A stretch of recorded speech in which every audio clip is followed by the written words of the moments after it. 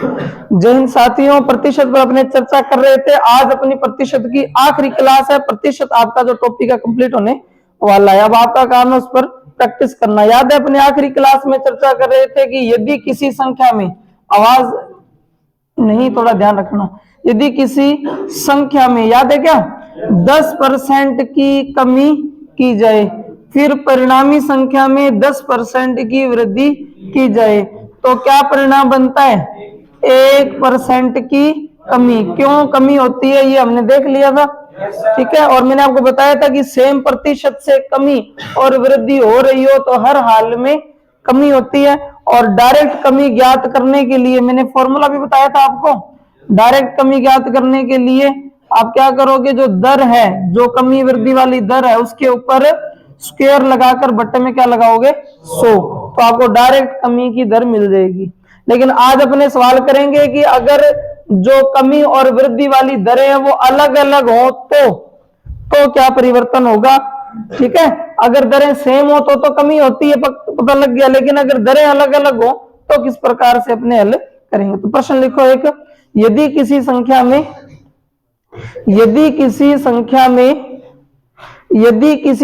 में पहले 10% की कमी की जाए, यदि किसी संख्या में पहले 10% की कमी की जाए, यदि किसी संख्या में पहले 10% की कमी की जाए, ठीक है। यदि किसी संख्या में पहले 10% की कमी की जाए, फिर परिणामी संख्या में 20% की कमी और की जाए, फिर परिणामी संख्या में 20% की कमी और की जाए, तो अंतिम परिणाम क्या होगा। यदि किसी संख्या में पहले 10% की कमी की जाए, फिर परिणामी संख्या में 20% की कमी और की जाए, तो अंतिम परिणाम क्या होगा। यदि किसी संख्या में 10% की कमी की जाए और परिणामी संख्या में 20% की कमी की जाए, तो अंतिम परिणाम क्या होगा। 72% की कमी होगी, वृद्धि होगी, ये पूछा है मैंने। तो 33% की कमी होगी। प्रश्न था कि यदि किसी संख्या में 10% की कमी की जाए, परिणामी संख्या में 20% की कमी और की जाए, तो अंतिम परिणाम क्या होगा। अंतिम परिणाम क्या होगा। तो मैंने आपको सिखाया था, सबसे पहले आप क्या मानोगे, संख्या, याद है ना। 10% की कमी करनी है, 100 का 10% 10 होता है, कमी कर देंगे तो कितना रह जाएगा, 90। यहां तक सही है। फिर 20% की कमी और करनी है, 20 की कमी और करनी है, तो 90 का 20% कितना होता है, 18। 18 और कम कर दिया हमने, तो कितना बचेगा अभी, 72 बचेगा। 72 बचा है, पहले कितना था, 100 था, और अब कितना हो गया है, 72। तो आप ही बताओ कितने की कमी होगी, 28 की कमी होगी। किसमें हुई 28 की कमी, 100 में। 100 में अगर कोई कमी वृद्धि होती है तो वो परसेंट ही तो कहलाता है। यानी हम कहेंगे कि संख्या में कुल मिला करके 28% की कमी हो गई है। संख्या में 28% की कमी हो गई है। पहले संख्या कितनी थी, और 10% की कमी की तो कितनी रह गई, 90। फिर 90 में 20% की और कमी की, 90 का 20% तो 18 होता है। घटाने के बाद कितनी रहेगी संख्या, 72 रह गई। 100 से 72 हो गई, यानी कमी कितने की हुई, 28 की। एक तरीका तो ये है, ये लगभग को समझ में आ गया होगा। एक तरीका और भी है जिसमें जल्दी कर सकते हो आप। कैसे, उसमें आपको ध्यान रखना है -a, क्योंकि पहली संख्या में भी कमी हुई है, -b, दूसरी संख्या में भी कमी हुई है, माइनस माइनस होता है प्लस, ab बटा 100। ये एक फॉर्मूला है जिससे आप जल्दी से कमी वृद्धि पता कर सकते हो। जैसे पहले 10 की कमी हुई तो माइनस का 10, 20 की कमी हुई तो माइनस का 20, प्लस 10 गुणा 20/100। तो देखो 20 भी माइनस का और 10 भी माइनस का, ये जुड़ जाएंगे और रहेगा माइनस का 30। 2 0 से 2 0 कट हो जाएगी, 2 एकम 2, ये 2 किसका है? प्लस का। यूं मत कर देना 30 और 2 32 हो गया सर जी, प्लस को निशान है, नहीं 30 माइनस का और 2 प्लस का घटेंगे तो माइनस का क्या रहेगा भी 28। तो ये दोनों में से जो तरीका आपको अच्छा लगे वो यूज कर सकते हैं, ठीक है। पहले संख्या में 10 की कमी हुई, फिर 20 की कमी हुई, माइनस माइनस होता है प्लस, AB गुणा 100, 0 से 0 कट, 0 से 0 कट, 20 और 10 30 होता है, 30 में 2 घटाएंगे तो माइनस का क्या रह जाएगा 28, ठीक है। है जुड़ता ही नहीं है मेरे भाई, ये 30 माइनस का है और 2 किसका है? प्लस का है। इन दोनों का आपस में कभी जोड़ नहीं हो सकता है, ये माइनस का है ये प्लस का है, तो घटकर क्या रिजल्ट रह जाएगा 28, यानी हुआ तो जोड़ ही है ये, लेकिन आपको दिखाई कैसा देगा ये घटाव होना, ठीक है ना। ऐसे मत कर देना कि 30 और 2 32 चिन्ह माइनस को लगा दिया, नहीं 30 में से 2 घटेंगे। मान लो आपके अकाउंट के अंदर माइनस के 50 रुपए चल रहे, ठीक है ना, आपके घर वालों ने अगर 500 रुपए अगर अकाउंट में डालने हैं तो 500 रुपए क्या है? प्लस है, लेकिन बैलेंस आपके जो दिखाएगा ना वो कितना दिखाएगा? 450 दिखाएगा, नहीं दिखाएगा क्या भी? आपके अकाउंट में माइनस के 50 और घर वालों ने 500 रुपए डाल लेना तो बैलेंस दिखाएगा आपके तो 450 ही हुए, क्योंकि इन दोनों ने जो क्रिया की है उसमें 500 में से 50 घट गया, कितना रह गया? 450। अब 500 बड़ा था इसलिए ये वाला चिन्ह यूज हुआ, इन दोनों में बड़ा कौन है? 30 है, तो इसका चिन्ह यूज हुआ है। होगा घटाव, 30 में से 2 घटेंगे कितना रहेगा? 28। अब दोनों में से जो बड़ी संख्या होगी उसका चिन्ह यूज होगा। पहली में कमी है, दूसरी में वृद्धि हो तो प्लस आएगा। हाँ, वो भी करते जाएंगे, सारे सवाल अपने आप आ जाएंगे सामने, खूब सारे सवाल करेंगे आज, इसी टाइप पे चर्चा करेंगे। पिछली क्लास में शुरू किया था इसको, ठीक है ना, तो स्टार्टिंग में बताया था सेम दर से कमी और सेम दर से वृद्धि, वो समझ में आ गया ना, क्योंकि एग्जाम में ज्यादातर तो वही आता है। राजस्थान की बात करें, वीडियो में भी आया था, रीट इसमें क्या नाम से सीईटी में भी आ गया वो, ठीक है ना। वीडियो का पेपर देखना आप, लिखा हुआ है एक व्यक्ति ने किसी वस्तु 2 वस्तुओं में से प्रत्येक को बेचा, एक को तो उसने 10% लाभ पर बेचा और दूसरे को 10% हानि पर बेचा, अंतिम परिणाम क्या है? वीडियो का है, मेंस के पेपर में प्रश्न पढ़ा है और सीईटी के भी पेपर हुए ना, वहां भी प्रश्न आया है। तो आपके आर्मी में इतना तो वैसे ही पूछ लेंगे कि 10% की वृद्धि और 10% की कमी, या 20 की वृद्धि 20 की कमी, 15 की वृद्धि 15 की कमी, तो सीधा आपको दिखाना है आर की स्क्वायर बटे में 100, और हर हाल में क्या होगी? कमी होगी। अगर लाभ हानि में चला जाए सवाल तो हर हाल में हानि होगी। प्रतिशत के अंदर मैंने आपको बताया ना, प्रतिशत से 3 चैप्टर जुड़े हुए हैं, साधारण ब्याज, चक्रवर्ती ब्याज और लाभ हानि। जो चीज यहां सीख रहे हैं वो वहां भी मिलेगी। लाभ हानि में क्या कहेगा कि 2 वस्तुएं बेची, यहां पर अपने कहते हैं एक संख्या जिसमें पहले कमी कर दी और फिर वृद्धि कर दी, वहां क्या कहेगा? 2 वस्तुएं बेची, एक पर 10% का लाभ हुआ और दूसरे पर 10% की हानि हुई, दोनों का विक्रय मूल्य समान है, बताओ क्या परिणाम रहा? तो हम कह देंगे 1% की हानि होगी। यहाँ कह देते हैं 1% कम हो गया, वहां कह देंगे 1% की हानि होगी। आई समझ में? ठीक है, तो लाभ हानि में भी आएगा, तब भी चर्चा करेंगे। अब इसको आगे बढ़ाते हैं अपने, और लिखो सवाल। यदि किसी संख्या में 10%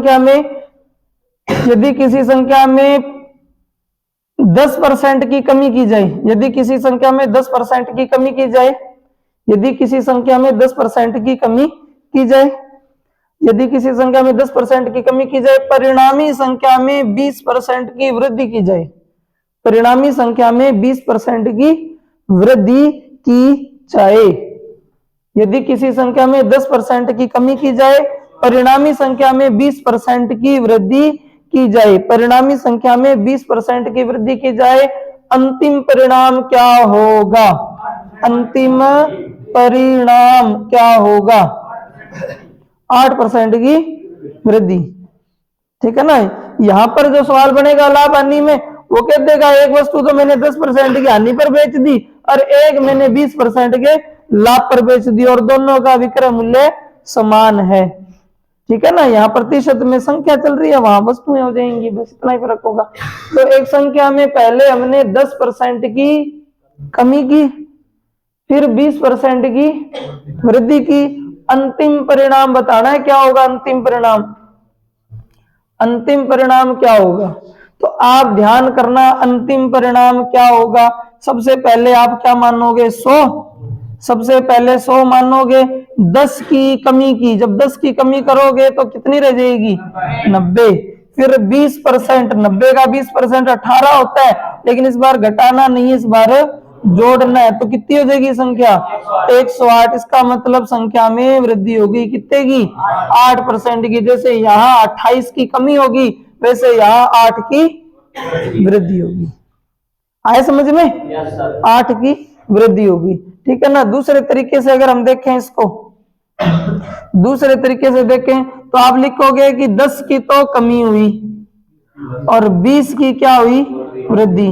प्लस माइनस क्या होता है, माइनस होता है, ठीक है। AB गुणा 100, 10 की तो कमी हुई, 20 की वृद्धि हुई, प्लस माइनस क्या होता है, माइनस बटे में 100, 0 से 0 कट हो जाएगा।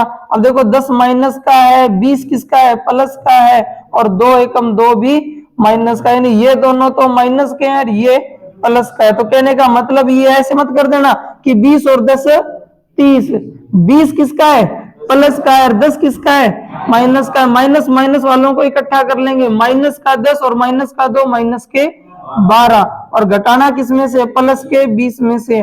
तो रिजल्ट क्या आएगा, 8% प्लस का, वो भी 8%, वो भी प्लस का। तो 8% की क्या होगी, वृद्धि होगी। ना पल्ले पड़े तो कोई दिक्कत ना है, ये जिंदाबाद है। आपका तो आंसर आना चाहिए। विभाग चिन्ह का लफड़ा रह जाएगा आपको कि भी प्लस का आना है कि माइनस का आना है। तो आपको ये तो सीधा सीधा दिख रहा है, 100 मानना, 100 का 10% 10 होता है, घटाया कितना हो गया, 90। फिर 90 का 20% 18 होता है, जोड़ा तो 108 हो गया, 100 से 108 हो गया, यानी बढ़ गया। इधर क्या हुआ था, पहले 10 की कमी हुई, 90 रह गया, फिर और कमी होगी तो और 72 रह गया, तो कम होगी संख्या, कितनी कम होगी, 28। तो यहाँ तो कहेंगे 28% की कमी होगी, और यहाँ कहेंगे 8% की वृद्धि होगी। आया कुछ समझ में। और लिखो, और लिखो भी, यदि किसी संख्या में, यदि किसी संख्या में, यदि किसी संख्या में पहले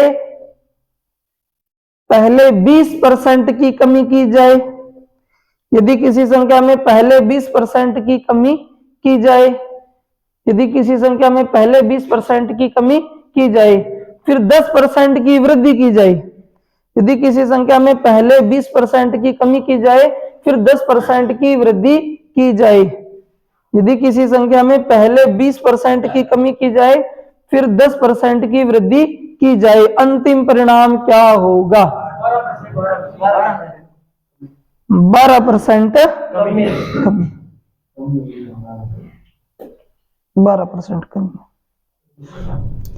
यदि किसी संख्या में पहले, यदि किसी संख्या में पहले 20% की कमी की जाए, फिर 10% की वृद्धि की जाए, तो अंतिम परिणाम क्या होगा, यही पूछा ना। 10% 20% की तो कमी की है और वृद्धि की है 10% की, तो हमसे अंतिम परिणाम पूछ रहा है। समझ तो आ रहा है ना, ये टाइप यहाँ से एग्जाम में प्रश्न आते रहते हैं। अब इसी से आगे बढ़ जाएंगे हम, जनसंख्या पर आधारित सवाल आते हैं कि जनसंख्या इतनी है, हर साल 10% की वृद्धि होती है, तो 3 साल बाद जनसंख्या क्या होगी, 4 साल बाद क्या होगी, ऐसे भी सवाल आते हैं। देखो सवाल क्या है, संख्या क्या मानेंगे, 100। सबसे पहले 20% की कमी की, 100 का 20% क्या होता है, 20, कमी कर दी, कितना रह गया, 80। फिर 10% की वृद्धि की है, 80 का 10% क्या होता है, 8, वृद्धि कर दी तो कितना हो गया, 88 हो गया। तो पहले के मुकाबले कितना कम है, 12, यानी 12% की कमी, 12% की कमी, 12% की कमी। आ रहा है समझ में, ठीक है। पहले 20% की कमी की, 80 रह गया, फिर 10% की वृद्धि की, 80 का 10% तो 8 ही होता है, वृद्धि करेंगे तो 88 हो गया, 100 से 88 हो गया, यानी 12% की क्या रहेगी, अभी भी कमी रहेगी। कितनों ने किया था इसका आंसर, 88 निकाला हो, लगभग समझ में आ गया है। चलो आखिरी प्रश्न करते हैं, फिर अपने इसको आगे बढ़ाएंगे।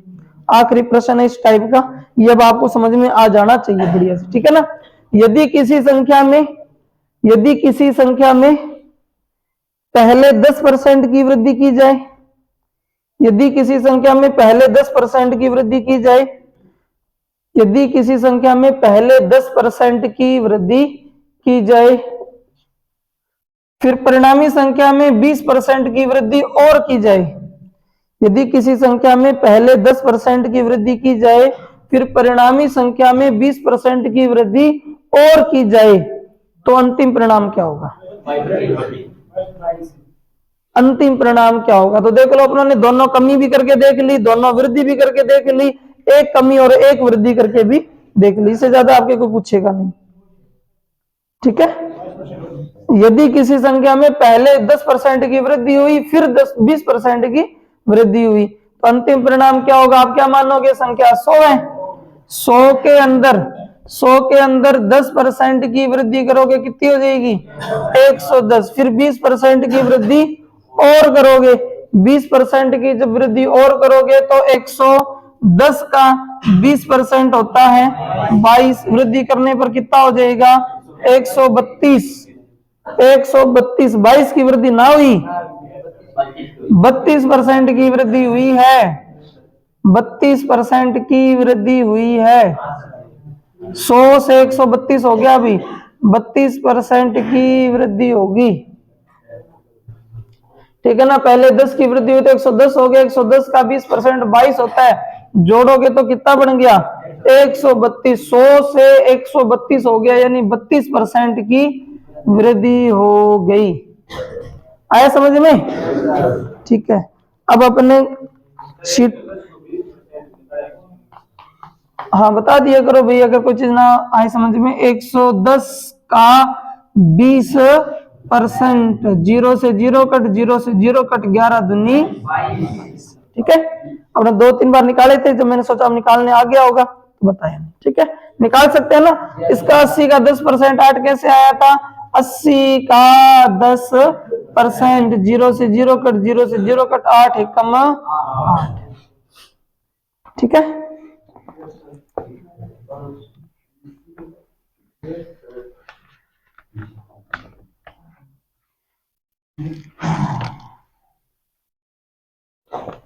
चलो अब क्वेश्चन नंबर सीट का 177 लिखो आप।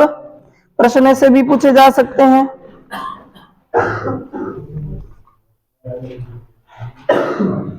किसी संपत्ति का मूल्य प्रतिवर्ष 5% की दर से कम हो जाता है। किसी संपत्ति का मूल्य प्रतिवर्ष 5% की दर से कम हो जाता है। किसी संपत्ति का मूल्य प्रतिवर्ष 5% की दर से कम हो जाता है। किसी संपत्ति का मूल्य 5% की दर से 5% प्रतिवर्ष की दर से कम हो जाता है यदि उसका वर्तमान मूल्य 4,11,540 रुपए हो। 4,11,540, 4,11,540। ठीक है, यदि किसी संपत्ति का मूल्य प्रतिवर्ष 5% की दर से कम हो जाता है, यदि उसका वर्तमान में मूल्य 4,11,540 हो, तो 3 साल पहले इसका मूल्य कितना था? 3 साल पहले इसका मूल्य कितना था?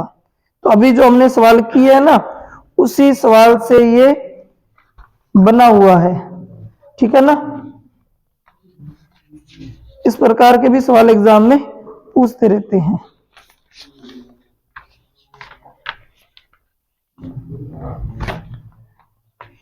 किसी संपत्ति का मूल्य प्रतिवर्ष 5% की दर से कम होता है यदि इसका वर्तमान मूल्य 4,11,540 है, तो 3 साल पहले इसका मूल्य कितना था? कैसे करेंगे इसको भी देख लेते हैं।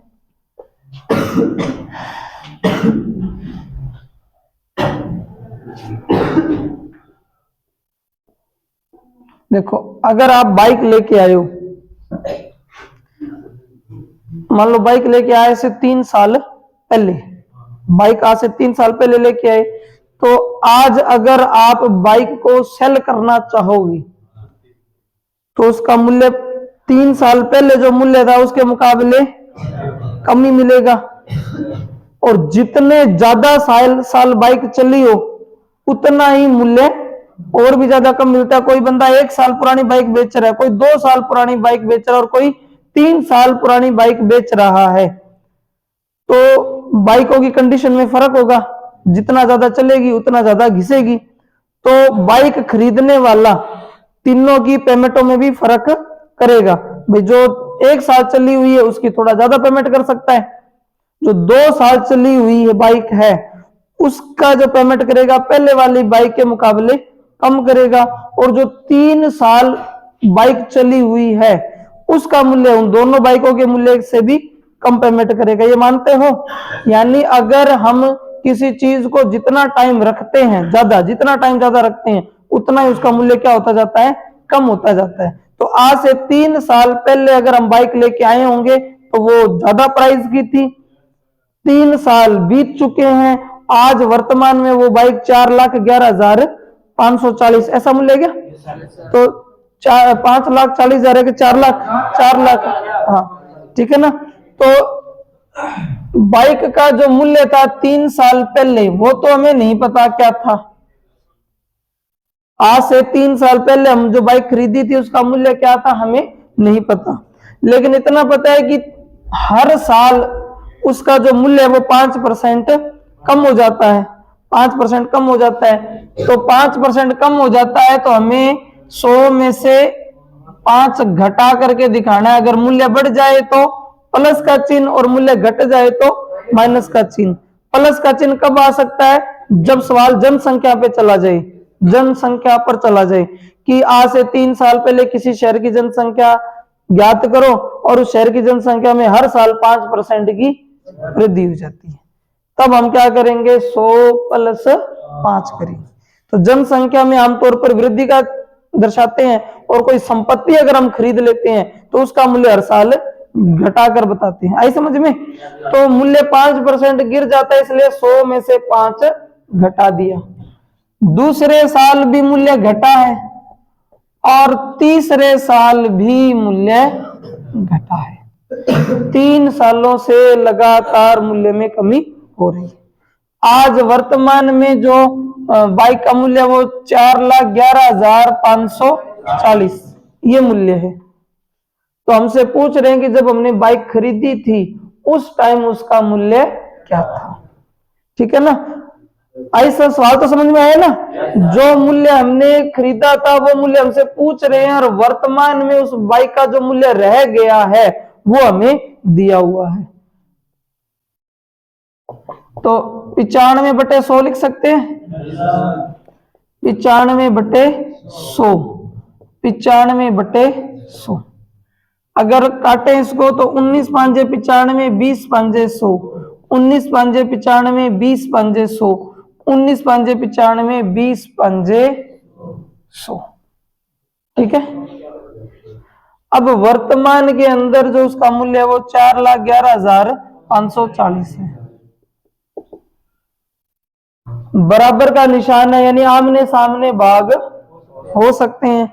तो इसका मतलब ये है कि 19 का भाग पक्का पक्का जाना चाहिए। तो 19 दूना 38, 19 दूना 38, शेष कितना बच गया? 3, ऊपर से उठाया 1, 19 एक कम 19, 19 और 10 होता है 29, 29 ये 31 है, यानी कितना बच गया? 12, 12 बच गया। ऊपर से उतार लिया अपनों ने 5, 19 छिके 114, 19 छिके 114, तो 11 बच गया। फिर 19 छिके 114, ठीक है। तो एक 19 का भाग पूरा पूरा गया, दूसरे 19 का भी जाएगा। फिर 19 एक कम 19 कितना बचा? 2, ऊपर से उतारा 6, 19 एक कम 19, 5 बचा, 7 बचा, 19 चौका 76। ठीक है।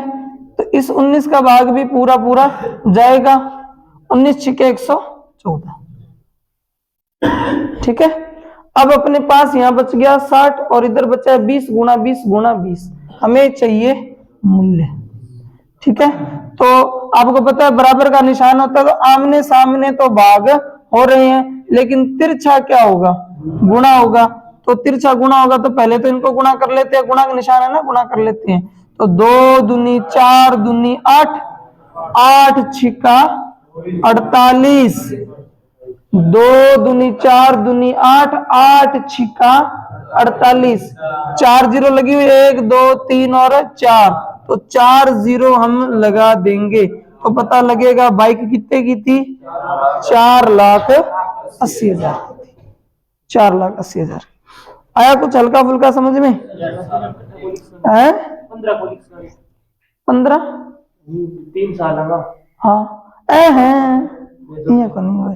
हर साल ये सोच रहे हैं कि हर साल 5% की वृद्धि होती है तो 3 साल में कितनी हो जाएगी, 15, सीधा 15 नहीं कर सकते हैं, ठीक है ना। जो कमी और वृद्धि होती है वो परिणामी होती है, यानी कहने का मतलब ये है कि आपके पास 100 रुपए थे, 5 की जब वृद्धि हुई तो कितने बन गए, 105। अब जो 5 की वृद्धि होगी दोबारा से वो इसमें नहीं होगी, इसमें होगी। जब इसमें 5 की वृद्धि करोगे, जब इसमें 5 की वृद्धि करोगे तो 5% होता है, 5 5 25, भाग दोगे 100 का, तो इस बार 5 नहीं आया, कितना आया, 5 पॉइंट, हाँ ये एक्स्ट्रा हो गया, नहीं तो आप तो कहते 5 और 5 10 हुआ, ठीक है ना। तो ये जो 5 है ना ये तो है इस 100 का, और ये जो 0.25 है ना वो किसका मान है, इस 5 का भी 5% है, ठीक है ना। तो जो टोटल वृद्धि हुई वो इसके ऊपर हुई और इसके ऊपर वृद्धि 5 नहीं हुई, 5.25। अब आगे लिए और वृद्धि करेंगे तो वो इसके ऊपर होगी 110.25 पर होगी 5%, है ना। इसलिए मामला चेंज हो जाता है, हर साल पीछे जस्ट जो मूल्य होता है उस पर वृद्धि करते हैं। एक बार उतारो फिर इसको दोबारा से समझते हैं, या उतार लिए सभी ने, ठीक है। एक बार दोबारा से समझा देते हैं। देखो आज से 3 साल पहले एक व्यक्ति ने बाइक खरीदी, ठीक है, फिर हर साल उस बाइक के मूल्य में 5% की कमी हुई 3 साल तक। आज वर्तमान में बाइक कितने की है, 4,11,500 की है, 540 की है, तो हमें बताना है वो बाइक कितने की थी। तो कमी है इसलिए अब उन्होंने 100 में से 5 घटा करके लिखा है, ठीक है। तो ये हो जाएगा अपना 95/100, 95/100, 95/100 बराबर 4,11,540। 5 के पाड़े से काटा तो 19 5 95, 20 5 100, 19 5 95, 20 5 100, 19 5 95, 20 5 100, हर साल वृद्धि कर दी। अब 19 का भाग इसमें दिया तो आया 21,660, फिर 19 का भाग दिया तो आया 1,140, फिर 19 का भाग दिया तो आया 60, फिर इन सारों को गुणा कर लिया तो पता लग गया कि संपत्ति का मूल्य कितना था, ठीक है। एक सवाल और लिखो आप,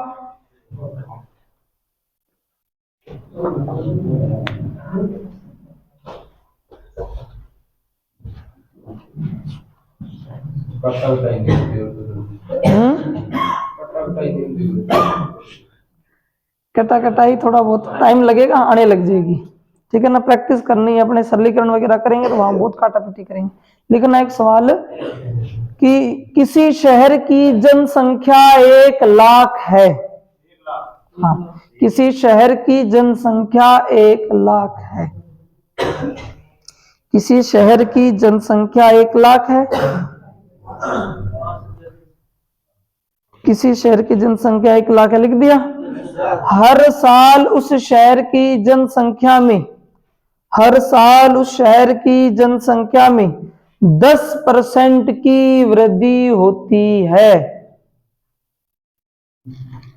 एक शहर की जनसंख्या, एक शहर की जनसंख्या 1 लाख है, हर साल उस शहर की जनसंख्या में 10% की वृद्धि होती है।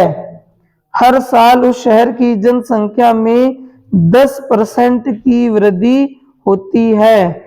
आज से 3 साल के बाद, आज से 3 साल के बाद उस शहर की जनसंख्या, आज से 3 साल के बाद उस शहर की जनसंख्या कितनी होगी? आज से 3 साल के बाद उस शहर की जनसंख्या कितना प्रतिशत होगी? आज से 3 साल के बाद उस शहर की जनसंख्या कितनी होगी? देखो वर्तमान में शहर की जनसंख्या कितनी है? अभी 1 लाख है, ये वर्तमान है, और हमसे पूछिए 3 साल के बाद की। तो हर साल जनसंख्या में 10% की वृद्धि होती है, तो निशान कौन सा आएगा? अभी प्लस का। हर साल जनसंख्या में 10% की वृद्धि होती है। हर साल जनसंख्या में 10% की वृद्धि होती है। तो 3 साल के बाद जनसंख्या क्या होगी, ये हमसे पूछा है। तो 1 लाख गुणा 110 बटे 100, 110 बटे 100, 110 बटे 100, ठीक है ना। 3 जीरो से 3 जीरो कट हो गई, और 3 जीरो से 3 जीरो कट हो गई, ठीक है। अब 11 गुणा 11 होता है 121, 11 गुणा 11 होता है 121, 11 गुणा 11 121, और 121 गुणा 11 होता है 1331, 1331, 1331, ठीक है। और 1331 को गुणा कर दें किससे? 100 से, तो जनसंख्या कितनी हो जाएगी? 1,33,100, 1,33,100, ये जनसंख्या हो जाएगी, ठीक है। एक शहर की जनसंख्या 1 लाख थी, हर साल उसमें 10% की वृद्धि हुई, हर साल 10% की वृद्धि हुई। तो 3 साल के बाद जनसंख्या कितनी हो जाएगी? तो 1,33,100 हो जाएगी। तो देखो संपत्ति का आएगा तो चिन्ह आमतौर पर माइनस का मिलेगा, क्योंकि संपत्ति का मूल्य हर साल घटता है, और जनसंख्या आमतौर पर क्या होती है? बढ़ती है। ऐसा नहीं कि हो गई, हो सकता है जनसंख्या में कभी कमी भी आ जाए। अभी प्रश्न आ जाए 3 साल में पहले साल 10% बढ़ी, दूसरे साल 5% घट गई, तीसरे साल 10% बढ़ गई, होने को हो सकता है, कोई दिक्कत ना। लेकिन आम तौर पर बताया मैंने आपको कि वृद्धि हो तो प्लस का निशान लगाना है, और कमी हो तो माइनस का निशान लगाना है, ये ध्यान रखना है, ठीक है ना। चाहे संपत्ति और चाहे जनसंख्या हो, अगर घट रहे हैं परसेंट में कमी आ रही है तो माइनस का निशान, अगर वृद्धि हो रही है तो प्लस का निशान, ये हमें जरूर ध्यान रखना है। आया कुछ समझ में? ठीक है भैया। तो प्रश्न उस टाइप से आएगा जो पूछा मैंने आपको कि एक संख्या में 10% की वृद्धि कर दी, फिर 10% की कमी कर दी, तो परिणाम क्या होगा? अगर वहां से नहीं आता है प्रश्न तो फिर प्रश्न यहां से आएगा। ये एक ही टाइप है, वो उसका आसान रूप है और ये उसका थोड़ा सा हार्ड रूप है, ठीक है ना। अगर वहां से नहीं उठता है सवाल तो फिर यहां से उठेगा, वो दे देगा या तो संपत्ति का मूल्य और पूछ लेगा संपत्ति आज 5 लाख की है तो 3 साल बाद कितनी रह जाएगी, या 3 साल बाद इतने की थी तो आज संपत्ति कितने की होगी, ठीक है। जनसंख्या में भी ऐसे पूछ सकता है, आज की जनसंख्या देकर 3 साल बाद की जनसंख्या पूछ लेगा, या फिर 3 साल बाद की जनसंख्या देकर वर्तमान की पूछ लेगा, वर्तमान की जनसंख्या देकर 3 साल पहले की पूछ लेगा। तो या तो यहां से पूछेगा सवाल या उस टाइप से। वो तो अच्छे से समझ में आ गया था ना, ज्यादा चांस तो वहीं से आने की है। इसमें क्या टाइम थोड़ा ज्यादा लगता है, कैलकुलेशन वाला है ना, तो ज्यादातर तो वहीं से पूछते हैं, लेकिन अब यहां से भी पूछने लग गए हैं। रीट के एग्जाम में प्रश्न जो आया है वो इस टाइप का है। अभी पेपर हुआ ना रीट का, तो प्रश्न आने लग गए, ठीक है ना। तो आर्मी का तो ज्यादा लेवल है ही नहीं, तो आपके पहली बात तो वहीं से आ जाएगा। नेक्स्ट लिखते हैं अपने, नेक्स्ट लिखते हैं अपने, सारी चीज लेके चल रहे हैं, ऐसे नहीं है पहले वही करवाया है, पहले ये थोड़ी करवाया है, पहले वो करवाया, उसमें हाथ बढ़िया हो गया अपना कि अब हमसे आंसर निकल रहा है, उसके बाद ये किया, ताकि कल को किसी का पेपर हार्ड आ जाए। क्योंकि अब पहली बार आर्मी में पेपर के बाद दौड़ हो रही है। पहले क्या होता था, फिजिकल होता था, मेडिकल होता था, उनको मुट्ठी भर बच्चे ही मिलते थे, 500 दौड़ाए, लास्ट में 10-12 ही तो बचते थे। अब 10-12 को वो पेपर में निकाल देंगे तो फिर जॉब किसको देंगे? तो पेपर का थोड़ा बहुत लेवल उनका बिल्कुल मतलब बिल्कुल गिरा देते थे वो कि भाई यही तो चाहिए थे अपने को, बंदे मिल गए हैं, थोड़ा बहुत नॉलेज इनको होना चाहिए। अब क्या हो रहा है? उल्टा, अब हो रहा है पेपर हो रहा है। तो पेपर के अंदर खूब सारी भीड़ होने वाली है। तो अब उनकी क्या थिंकिंग रहती है? पेपर पहले के जैसा आसान बनाते हैं, उससे भी आसान बना देते हैं, या पेपर को थोड़ा सा हार्ड बनाते हैं, कुछ पता नहीं है ना। रिस्क हम ले नहीं सकते कि मैं आपको बिल्कुल 2 दूनी 4, 2 तिया 6 करार भेजूं और वहां हवा ही ना लगे। क्या आ रहा है? 15 क्वेश्चन आने हैं, 15 क्वेश्चन, है ना। तो अपने बिल्कुल आपको लेवल से करके भेजेंगे, चाहे वो कितना भी खतरनाक क्वेश्चन बना ले, आपको मुश्किल नहीं लगेगा। ठीक है, फिर अपनी टेंशन खत्म है, बाद में आप दौड़ो और मजे करो। पेपर में गाड़ी नाटकी। लिखो नेक्स्ट क्वेश्चन। अब नया टाइप कर रहे हैं अपने एक लिखना। यहां से भी प्रश्न खूब पूछा जाता है कि चीनी की कीमत में 20% की वृद्धि होने पर, चीनी के मूल्य में 20% की वृद्धि होने पर, चीनी के मूल्य में 20% की वृद्धि होने पर, चीनी के मूल्य में 20% की वृद्धि होने पर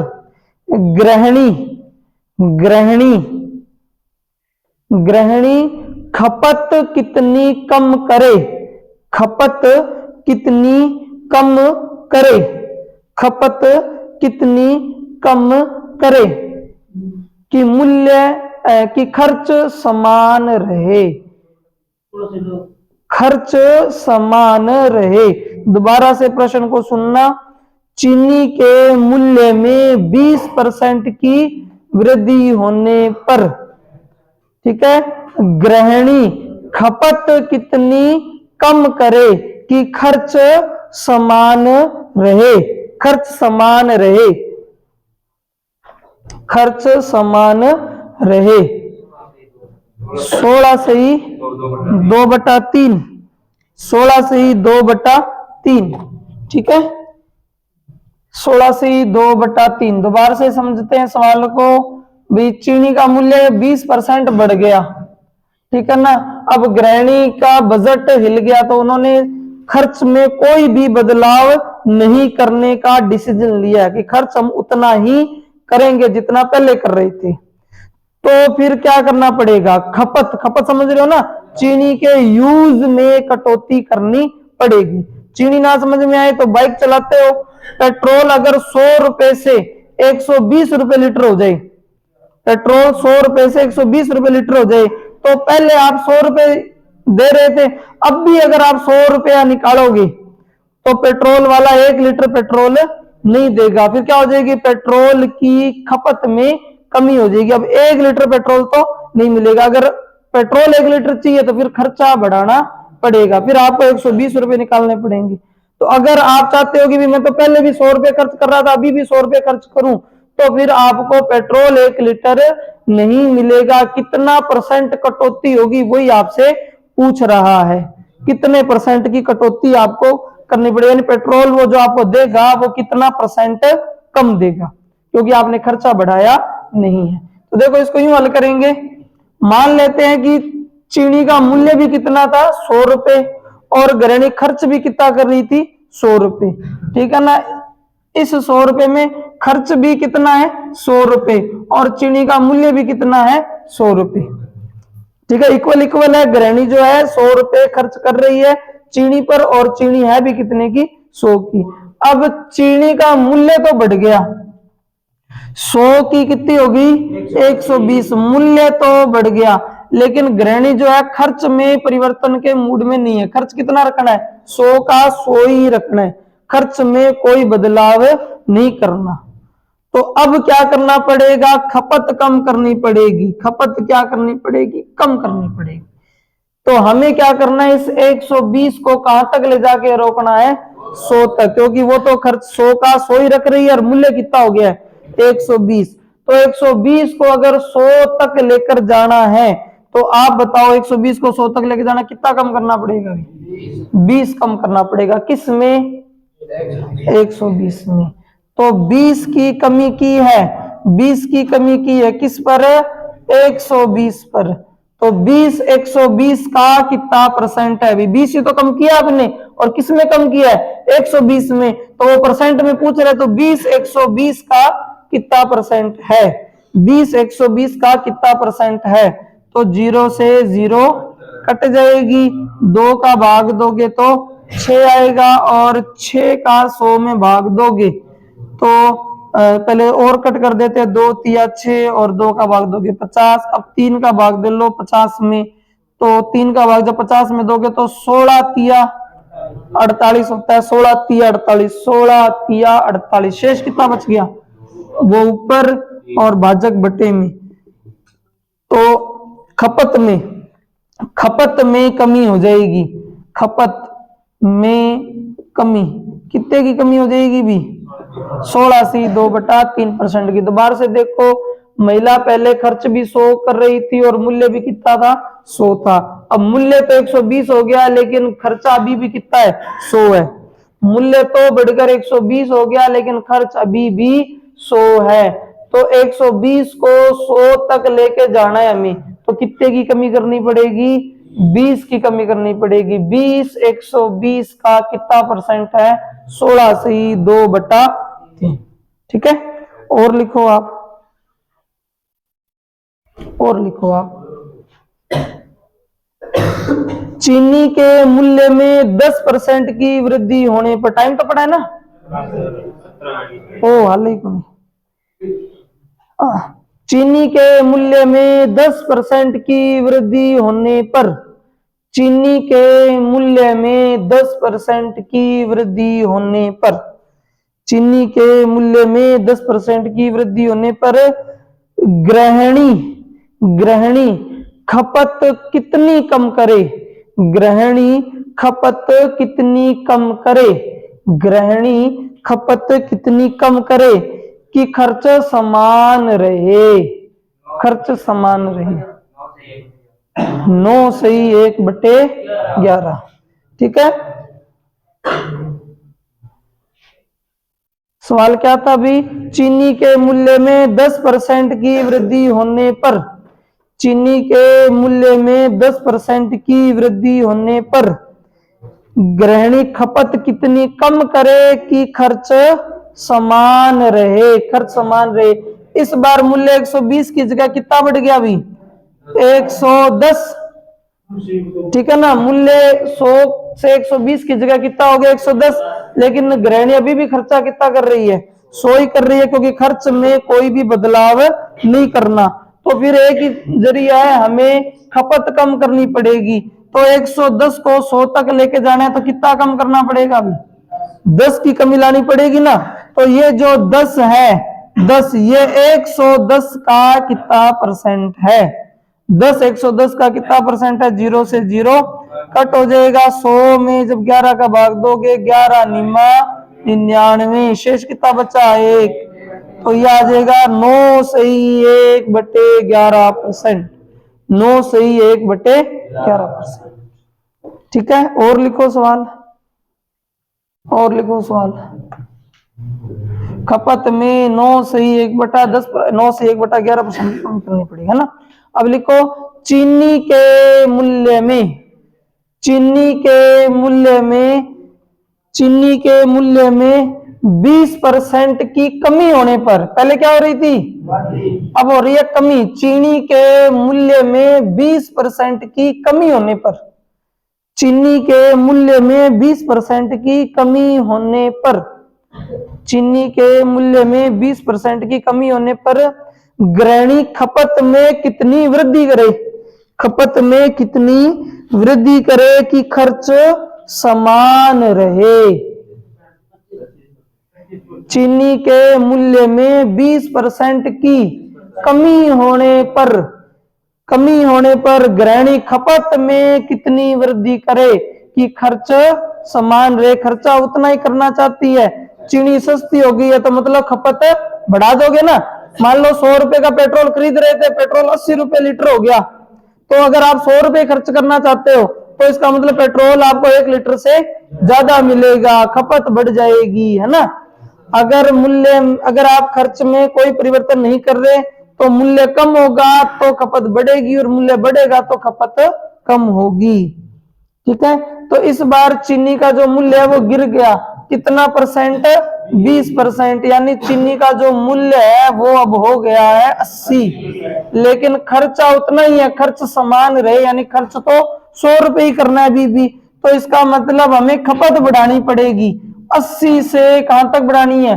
100 तक। कितनी बढ़ानी पड़ेगी फिर? 20 बढ़ानी पड़ेगी। तो ये जो 20 है ये 80 का कितना परसेंट है? 20 80 का कितना परसेंट है? 20 5 100, 5 का भाग दोगे तो कितना आ जाएगा? 25 आ जाएगा। ओ सॉरी, 20 चौका 80 और 4 का भाग देंगे तो कितना आ जाएगा? 25। तो 25% की वृद्धि होगी, 25% की वृद्धि होगी। किसमें? खपत में। खपत में 25% की वृद्धि होगी। आया कुछ समझ में? एक और करके बताओ। यदि चीनी के मूल्य में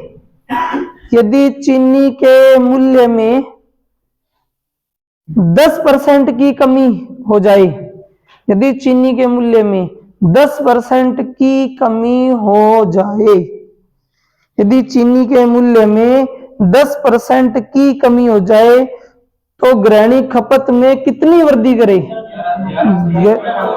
गृहिणी खपत में कितनी वृद्धि करे कि खर्च समान रहे? हाँ, हमें कोई दुख नहीं होता, आपका आंसर आना चाहिए, तभी तो आ रहे हैं हम पढ़ाने के लिए, आ रहे हैं। आपका आंसर आए, हमें अच्छा ही लगेगा, ना टेंशन लो। हाँ, फालतू की बात करें वो ना अच्छा लगता, आंसर आपके मुंह से सुनेंगे तो अच्छा लगेगा। इसीलिए हम मेहनत कर रहे हैं तो आंसर आना चाहिए। ठीक है, हमारे प्रश्न के पूरे होने से पहले ही आना चाहिए, कोई दिक्कत ना। और जिसका नहीं आ रहा है तो वो दुख ना करें कि पहले आंसर बोल जाए। थे भी उतना लायक बनो, है ना, तुम भी उतना लायक बनो कि आंसर हमारे प्रश्न को खत्म होने से पहले लाइक कर आओ, क्योंकि उनको चाहिए बंदे, और बंदे वही आगे निकलेंगे जो पेपर को जल्दी से हल करेंगे। अब कंपटीशन वैसा नहीं रहा जो पहले था। पहले क्या होता था? जिस बंदे को आता था वो नौकरी लग जाता था। अब जिस बंदे को आता है उसकी जरूरत नहीं है, जो जल्दी से हल कर दे उसकी जरूरत है। आप एसएससी जीडी का अगर पेपर देखेंगे तो अमूमन 80 क्वेश्चन में लगभग बच्चों को प्रश्न आते हैं। रोता कौन है? मेरे तो पेपर ही को नहीं हो, मुझसे तो 50 ही प्रश्न अटेम्प्ट हुए, टाइम ही खत्म हो गया। प्रश्न मुझे आते थे लेकिन टाइम ही खत्म हो गया। तो अब वो नौकरी लगेगा जिसको प्रश्न भी आता है और टाइम पर भी आता है। अरे ना, जो निर्धारित समय दिया गया है उसके अंदर अंदर प्रश्न को हल करना जरूरी हो गया है, समय भी महत्वपूर्ण हो गया। अब ऑनलाइन पेपर होता है, 1 घंटे का ही पेपर हो गया। पहले हुआ करता था 2 घंटे का, फिर हुआ 1.5 घंटे का, और अब हो गया है 1 घंटे का। ठीक है ना? चलो, तो आंसर निकाल दिया होगा सभी ने कि मूल्य में 10% की कमी हो गई। 10% की कमी होगी तो कितना हो जाएगा? 90। लेकिन खर्च में कोई परिवर्तन करना नहीं चाह रहे हैं, तो फिर इसका मतलब हमें खपत बढ़ानी पड़ेगी। खपत कितनी बढ़ेगी? 10 90 का कितना परसेंट है? 10 90 का कितना परसेंट है? यानी 100/9। तो 9 एकम 9 कितना बचा? 1। फिर 9 एकम 9 कितना बचा? 1। यानी 11 से ही 1/9%। ये निकाला था क्या? 11 से 1/9%। ठीक है ना? अब सवाल को थोड़ा सा हार्ड बनाते हैं, यानी यहां तक आने के आर्मी में भरपूर चांस है। अगर इस टाइप से आएगा तो सबसे ज्यादा चांस है कि खर्च में परिवर्तन नहीं होगा। अभी तक मैंने जितने सवाल लिखवाए हैं सभी में एक शब्द यूज किया था कि खर्च अपरिवर्तित रहे। मूल्य बढ़ जाए तो खपत कितनी कम करें ताकि खर्च समान रहे, मूल्य कम हो जाए तो खपत कितनी बढ़ाएं ताकि खर्च समान रहे। लेकिन अब ऐसा टाइम आ गया है कि प्रश्नों में वो खपत में खर्च में भी परिवर्तन करने लग गए हैं। खर्च में भी परिवर्तन। अभी तक खर्च क्या चल रहा था? समान चल रहा था। अब खर्च में परिवर्तन। एक प्रश्न लिखो आप, एक प्रश्न लिखो कि चीनी दूध की कीमत में 35% की वृद्धि होने पर दूध की कीमत में 35% की वृद्धि होने पर, दूध की कीमत में 35% की वृद्धि होने पर कोई गृहिणी अपनी खपत में, कोई गृहिणी अपनी खपत में कितने प्रतिशत की कमी करे, कोई गृहिणी अपनी खपत में कितने प्रतिशत की कमी करे। दूध की कीमत में 35% की वृद्धि होने पर कोई गृहिणी अपनी खपत में कितने प्रतिशत की कमी करे कि उसका खर्च केवल 8% बढ़े, उसका खर्च केवल 8% बढ़े। इतनी देर खर्च क्या चल रहा था, समान चल रहा था, इस बार उसने अपने खर्चे में थोड़ी सी बढ़ोतरी कर ली। ठीक है ना, सवाल सुनना दोबारा से। दूध की कीमत में 35% की वृद्धि होने पर कोई गृहिणी अपनी खपत में कितनी कमी करे कि उसका खर्च बढ़े लेकिन केवल 8%। अब कैसे करेंगे, दूध का मान लो पहले खर्च भी 100 था और मूल्य भी 100 था, अब दूध के मूल्य में उछाल आ गया, कितना परसेंट, 35%, यानी दूध कितने का हो गया है, 135 का हो गया। अब गृहिणी सोच रही है कि चलो थोड़ा बहुत खर्चा बढ़ा लेते हैं, 100 की जगह कितना खर्च करने को तैयार है, 108, 8% बढ़ाया तो मतलब 108 ही तो खर्च करेंगे, सही है ना। खर्च में थोड़ा सा बदलाव ले आए, कितना, 108 का खर्चा करने को तैयार है, लेकिन खपत तो अभी भी कम करनी पड़ेगी, क्योंकि अगर पूरा 135 रुपए बढ़ा लेती तब तो कोई दिक्कत थी नहीं, थोड़ा सा मूल्य बढ़ाया, अभी थोड़ा सा खर्च बढ़ा लिया उसने, 100 की जगह 108 रुपए खर्च करने लग गए, अभी भी खपत में कमी करनी पड़ेगी, लेकिन इस बार 135 को 100 तक ले जाने की जरूरत नहीं है, कहां तक लेके जाना है, 108 तक लेके जाना है। ठीक है, अब करो कमी, कितनी कमी हो रही है, 27 की कमी हो रही है क्या, यानी कमी हो गई है 27 की, लेकिन 27 135 का कितना परसेंट है, तो 27/135 गुणा 100। ठीक है, 27 चौपन 27 इक्यासी 27 चौके 27 5 135, 5 पे कटेगा ये, और 20 पंजा 100, 20% की खपत अभी भी कम करनी पड़ेगी। ठीक है ना, दूध के मूल्य में 35% की वृद्धि हुई, गृहिणी खपत में कितनी कम करे कि खर्च केवल 8% बढ़े, तो 135 को इस बार हमें 108 तक लेके जाने, यानी 27 की कमी करनी है, और 27 135 का कितना परसेंट होता है, 20%, तो खपत में कमी होगी 20% की, खपत में कमी होगी 20%। आया कुछ समझ में, 1% और कर दो आप, 1% और कर दो। चीनी की कीमत 30% घट गई, चीनी की कीमत 30% घट गई, चीनी की कीमत 30% घट गई, खपत में कितने प्रतिशत की वृद्धि की जाए, खपत में कितने प्रतिशत की वृद्धि की जाए। ठीक है, चीनी की कीमत 30% घट गई, खपत में कितने प्रतिशत की वृद्धि की जाए कि खर्च में केवल 10% की कमी आए। चीनी की कीमत 30% घट गई, खपत में कितने प्रतिशत की वृद्धि की जाए कि खर्च केवल 10% की कमी हो, खर्च में केवल 10% की कमी हो।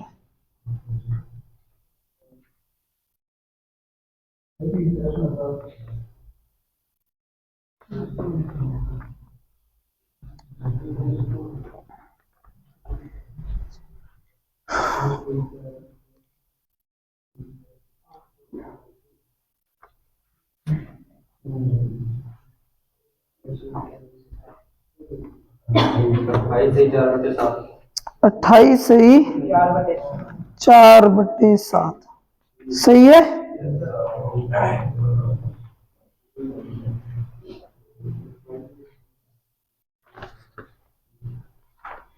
अट्ठाईस से ही 4/7 देखो,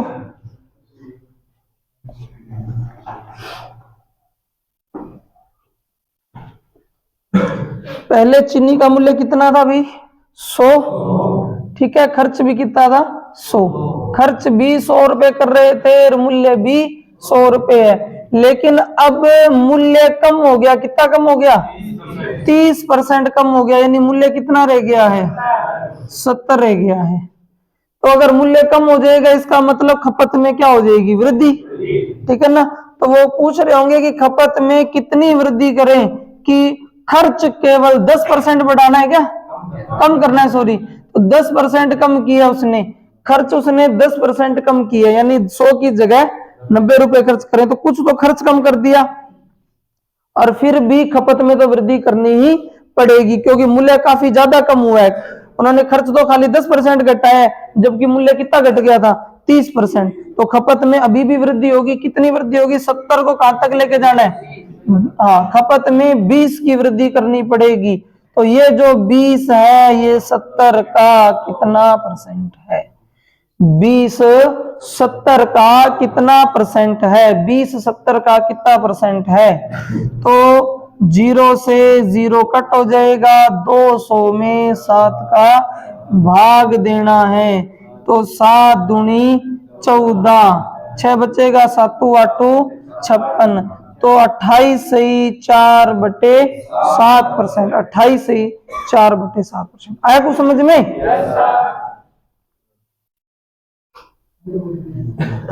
क्या टाइम रह गया, टाइम, ठीक है, तो आज अपन इतना ही करेंगे और प्रतिशत अपना हो गया बिल्कुल कंप्लीट। अब अपने नेक्स्ट क्लास में हो सकता है तो अनुपात शुरू करें या फिर साधारण ब्याज, जो भी होगा वो देखेंगे, ठीक है।